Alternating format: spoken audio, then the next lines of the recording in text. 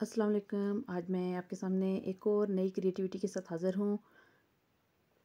तो हम लोग अक्सर जो है वो मोती पाइपिंग बाज़ार से तैयार लाते हैं। उसके अंदर काफ़ी सारे इश्यूज़ होते हैं। कभी पाइपिंग के ऊपर मोती हमारी पसंद के नहीं होते।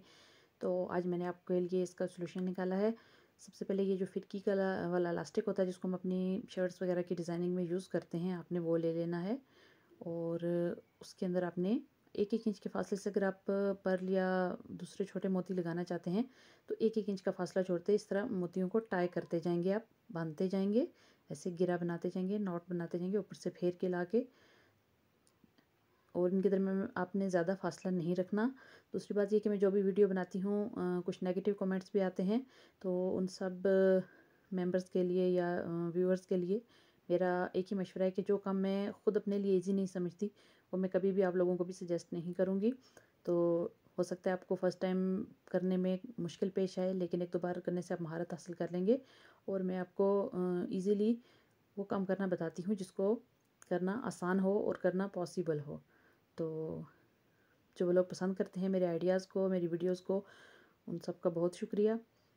तो चलिए स्टार्ट करते हैं। इसके लिए मैंने इस बारीक वाली जो इलास्टिक होती है हमारी डोरी इलास्टिक, इसके अंदर मैंने 1-1 इंच के फासले से मोतियों को नॉट बना लिया। ऊपर से फेर के जो फालतू है, जैसा कि आपने वीडियो का स्टार्ट में देखा है, तो इन मोतियों को मैंने पिरो लिया है, इस तरीके से घेरा बना ली है।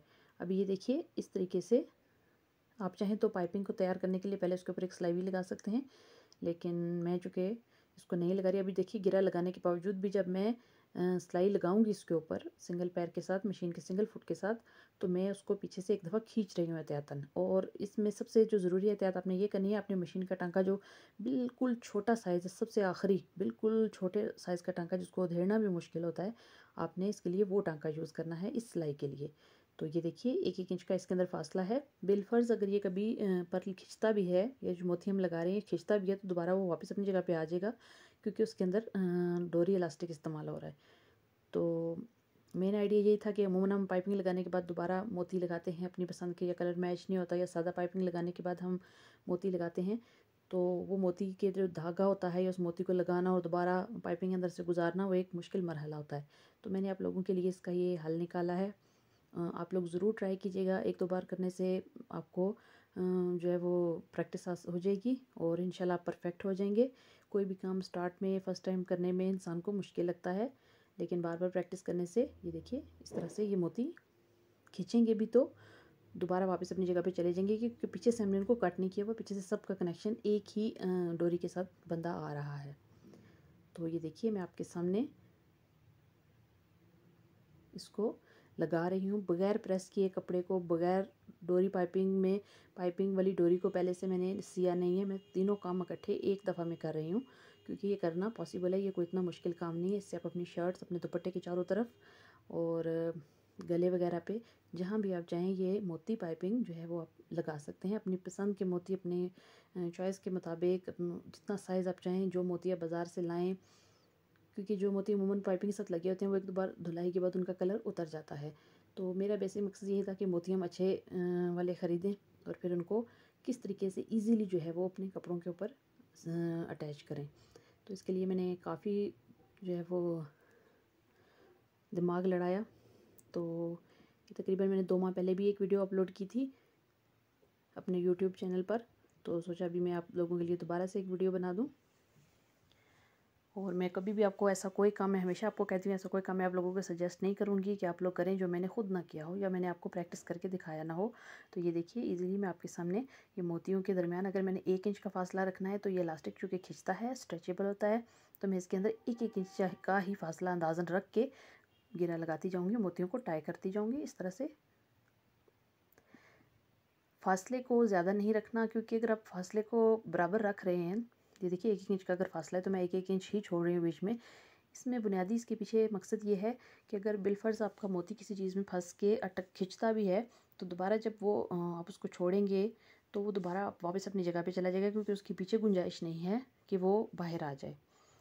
तो ये बहुत मेहनत का भी काम है, लेकिन खूबसूरत भी लगेगा। तो आप लोग इस आइडिया को ज़रूर ट्राई कीजिए। अभी आपके सामने देखिए ये स्टार्ट में तो मैंने आपको 1-1 इंच का नहीं बताया, लेकिन अभी मैं आपको बता रही हूँ कि अगर आप 1-1 इंच का इसके अंदर गैप देंगे तो वो उस गैप का क्या मकसद होगा। ज़्यादा गैप नहीं देना आपने। अगर आपने 1 इंच का फासला रखना है तो डोरी के बीच में अंदाज़न मैक्सिमम थोड़ा सा कम ज़्यादा हो सकता है, उससे कोई फ़र्क नहीं पड़ेगा। 1-1 इंच का गैप देते हुए आपने मोतियों को जो है वो घेरा बना के डोरी के साथ अटैच कर लिया है। अभी ये आपके सामने सिंगल सिलाई लग चुकी है। ये मैं आपको दिखाती हूँ। अगर कोई खींचेगा भी तो मोती दोबारा हमारा वापस अपनी जगह पे चला जाएगा। ठीक है।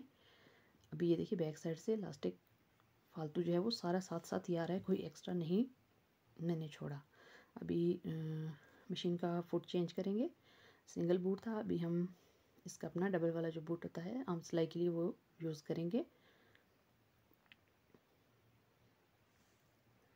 तो सिंपली हम इसको सिलाई लगा लेंगे। कोई मैंने प्रेस नहीं किया।